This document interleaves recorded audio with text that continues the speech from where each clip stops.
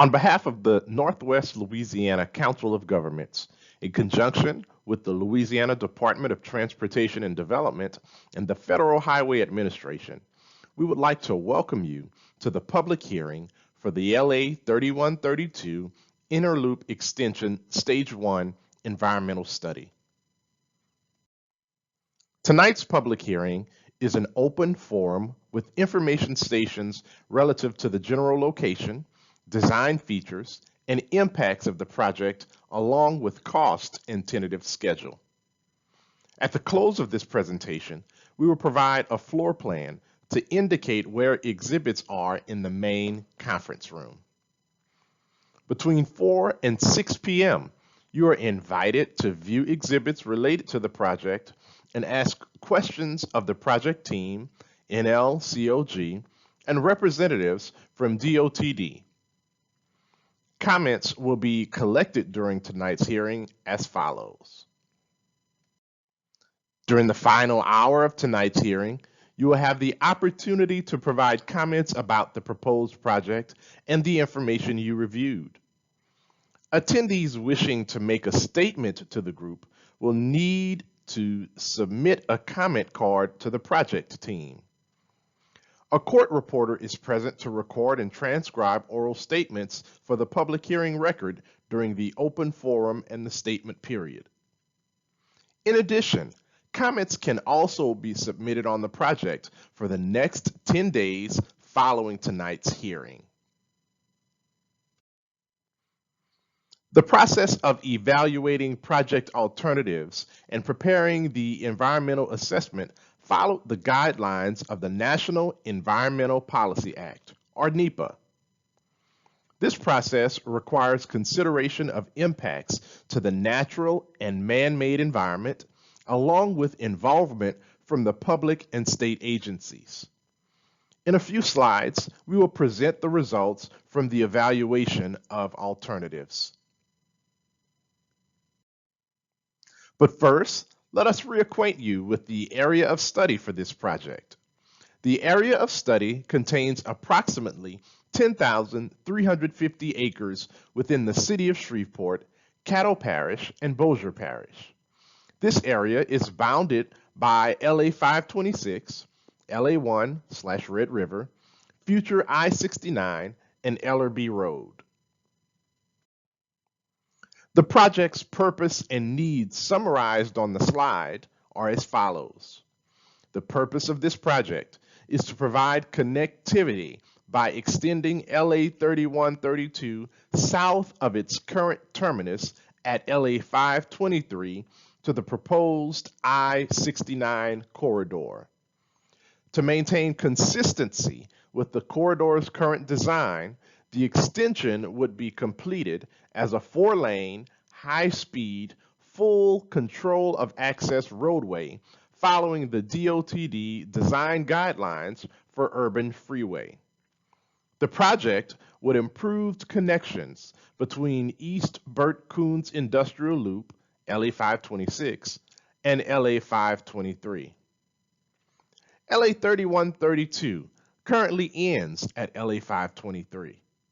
An extended LA 3132 would improve system linkage by interconnecting all 3 interstate routes, I-20, I-220, I-49, and the proposed I-69 in the Shreveport area. LA 3132 would provide a more direct route for truck traffic emanating from the port, which travel to rail facilities and industrial sites in South and West Shreveport. Currently, this traffic must use LA 523 to reach LA 3132. Community concerns exist about the increase in heavy truck traffic on LA 523, especially as the number of vehicles on the corridor has increased. LA 523 passes through a developing residential area, which continues to add commercial development sites to serve the growing residential population. Extending LA 3132 south and east to the proposed I-69 corridor provides an alternative route for trucks and port traffic to bypass this area. What alternatives did this project start with? Alternatives coming out of the Stage 0 feasibility study: A, B1, B2, and C. How were the alternatives refined? The four alternatives defined in the Stage 0 feasibility study were refined using input from the solicitation of views process and comments from the NLCOG's Transportation Technical Committee. This impact of those refinements were to move the center line and edges of the corridor in order to avoid or minimize impacts in the study area. A complete list of refinements made to the alternatives appears in the EA document. Had these refined alternatives been shared with the public? Yes. Comments shared during public meetings held on May 7, 2015, generated additional changes. A public meeting held November 19, 2015, presented alternatives A, B1, B2, and C, used along with the no-build to assess impacts. What did the preliminary screening of alternatives find? Alternatives A and C impact operations at the port of Caddo-Bossier and met with community opposition. The remaining alternatives, B1 and B2, along with the no-build, moved forward for secondary screening. What did the secondary screening find? The no-build does not meet the purpose and need. Both alternatives B1 and B2 would meet the purpose and need. Both would have a minor well pad impact at 3 oil and gas well sites in the study area and would not impact habitat of a threatened endangered species. Alternative B1 would impact more hazardous sites, more wetlands, and other waters of the U.S. and require more displacements. It would also require the use of a Section 106 property and has the potential to impact habitat used by a protected species. It did have the potential for fewer archaeological site impacts, but none of the sites located within the survey area were eligible for the NRHP.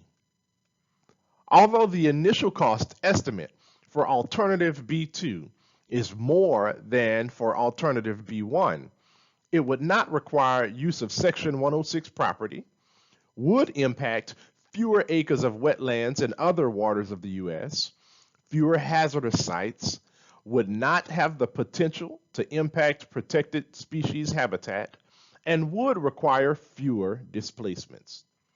From this secondary screening, alternative B2 emerged as the preferred alternative.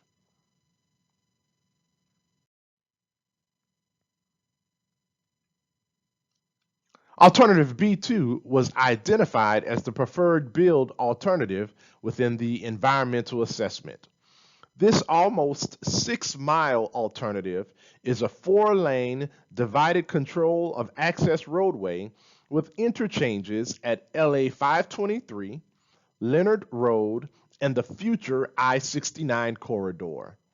The construction sequence for this project is to build Phase 1 to Leonard Road, followed by the completion of the future I-69 corridor.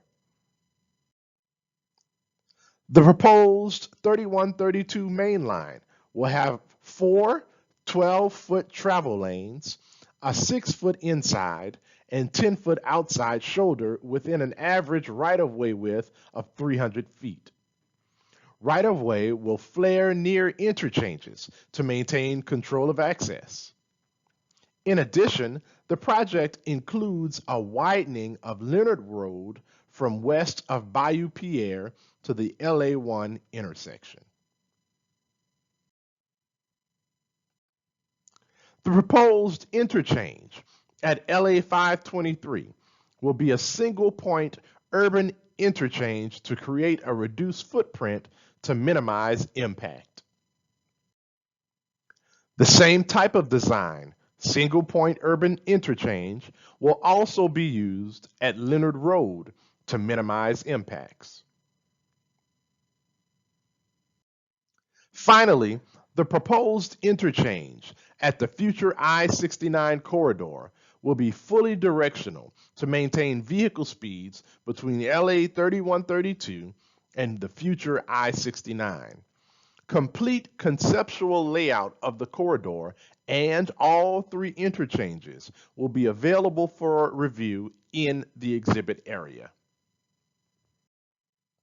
The cost of construction of this alignment is $181.2 million. It includes all elements shown above. This estimate, developed using current DOTD unit costs, would be broken into two construction phases.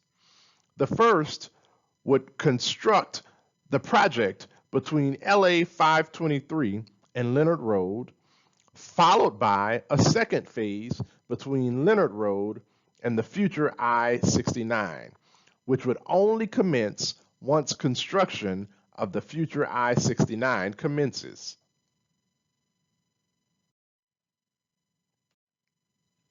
Alignment B2 would require 239 acres of right-of-way and result in displacement of 6 houses, 1 agricultural structure, and the 4-structure complex and runway at Naylor Airport. The potential impacts with alternative B2, as documented in the environmental assessment, include minor encroachment at 3 oil and well gas sites, 3 sites with recognized environmental conditions, 0.74 acres of wetlands, and 1.42 acres of other waters of the U.S., 340 acres of prime farmland, and 165.3 acres of floodplains. The alternative has no impact to protected species or threatened and endangered species habitats or Section 106 properties. Right-of-way acquisition and relocation information. A representative of the LDOTD real estate section has a table here tonight and is available to answer any questions pertaining to LDOTD's right-of-way acquisition and relocation assistance program. The LDOTD brochure explaining acquisition of right-of-way and relocation assistance program is available tonight at that table or can be obtained later from LDOTD Real Estate Section, P.O. Box 94245, Baton Rouge, Louisiana 70804, 225-242-4591. We suggest you read the brochure carefully. If you have any questions regarding your individual situation, consult with the agent when he or she meets with you, or contact the Region Real Estate Office. Steps in the acquisition process. It is the DOTD's objective to pay just compensation for all properties required for the project. Owners of required properties may be contacted by an appraiser or appraisers and given the opportunity to go with them on the inspection of the property. This will provide owners an opportunity to point out things that may be important to the evaluation of the property. All evaluations will be reviewed by a review appraiser and approved by DOTD. After review and approval, a real estate agent will contact each property owner and present a letter setting forth the amount of the DOTD's cash offer for the purchase of the property. He also will explain the property value and discuss any alternate offers, including possible options to keep and move any buildings, fencing, etc. Advisory services shall include current and continuing information on the availability and prices of comparable decent, safe, and sanitary dwellings, comparable commercial properties and locations for displaced businesses, supplying information concerning finance charges, and federal and state programs offering assistance to displaced persons. Relocation assistance payments are separate and in addition to payments made by the department for the purchase of your property. These are moving expense payments, replacement housing payments, and business reestablishment expense payments. Moving expense payments will be made to any individual, family, or business in legal occupancy of the property, either at the start of negotiations or at the time of purchase by the department. The amount of the payment to residential displacees will depend on actual costs supported by receipts or a fixed cost based on room count. More detailed information is available beginning on page 13 of the brochure. Displaced businesses, farms, and nonprofit organizations may be paid the actual reasonable expenses of moving, together with certain eligible costs incident to the move. Some businesses may also be eligible for certain actual costs incidental to reestablishing their business. Instead of payment for moving expenses, some business owners may be eligible to receive a payment based on the average annual net earnings of the business. If the business meets the qualifications, this payment shall not be less than $1,000 or more than $40,000. Moving payment information for businesses may be found beginning on page 22 of the brochure. Replacement housing payments are also available to qualifying owners and tenants. 3 of the basic requirements are as follows. First, you must be occupying the property at the start of negotiations. Second, you must have been there at least 90 days. And third, you must move into decent, safe, and sanitary replacement housing. The amount of your maximum supplemental payment will be given to you in writing. Additional requirements and payment limits may be found beginning on page 14 of the brochure. Certain owners and tenants not in occupancy for at least 90 days or who become occupants after negotiations have started may qualify for replacement housing payments. 2 of the basic requirements are that you must have been in occupancy at the time the property was acquired by the department, and you must move into decent, safe, and sanitary replacement housing. Applicants for a relocation payment have the right to appeal the department's determination of their eligibility for payment and/or the amount of your payment. Appeals must be submitted to the right-of-way regional manager or right-of-way consultant project manager within 60 days after the applicant has been notified that his claim has not been approved. Final decisions on eligibility and payments will be made by the department's real estate administrator in Baton Rouge. Additional information on appeals may be found on page 26 of the brochure.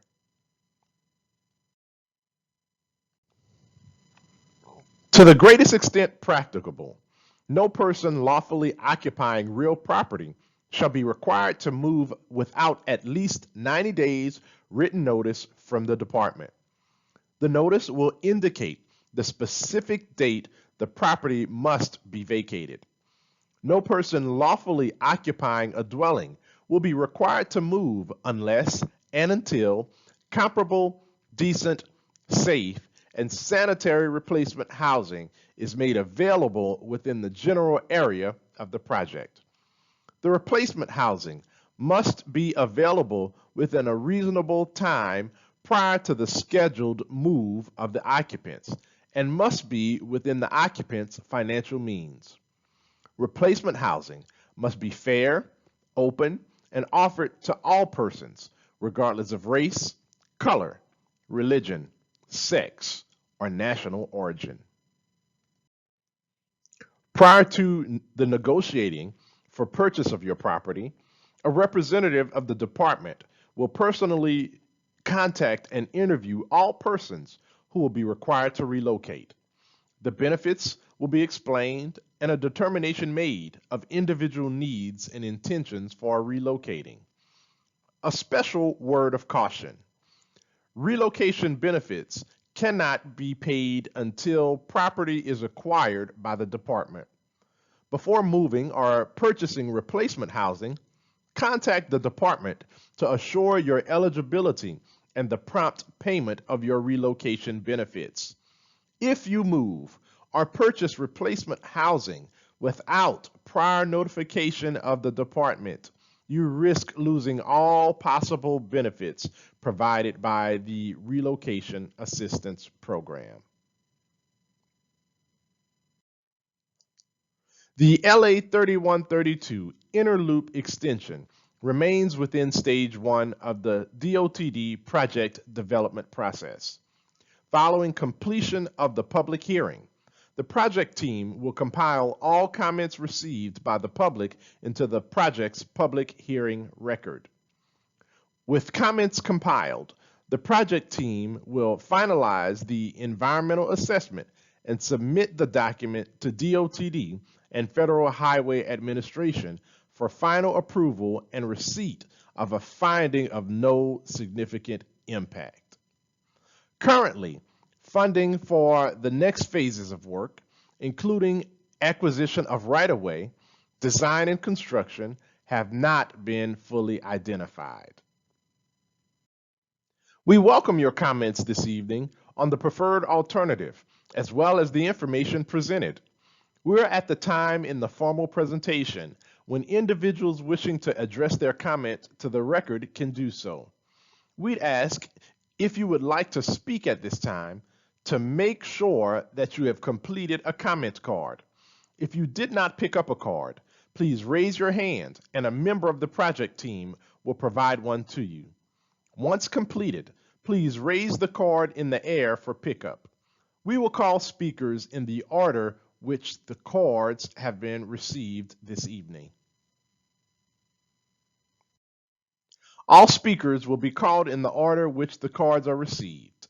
Given the number of cards received, we ask for your cooperation to keep your comments to 2 minutes or less. We have also established a comment station where individuals can choose to record their comments before leaving this evening. Just a reminder, the exhibits from tonight's hearing will be posted at the NLCOG Listens website. In addition, all comments should be sent so they are postmarked or received no later than August 31st, 2021. Please remember to fill out a speaker card in order to be called forward during the comment period. Completed speaker cards should be returned to the project staff. As you leave this presentation and proceed to the exhibit area, stations have been established for each of the identified alternatives. In addition, comments can be provided in writing or verbally at the comment station. Please feel free to ask one of the project team members for assistance in finding one of these stations. As you leave this presentation and proceed to the exhibit area, stations have been established for you to review the preferred alternative. In addition, comments can be provided in writing or verbally at the comment station. Please feel free to ask one of the project team members for assistance in finding one of these stations.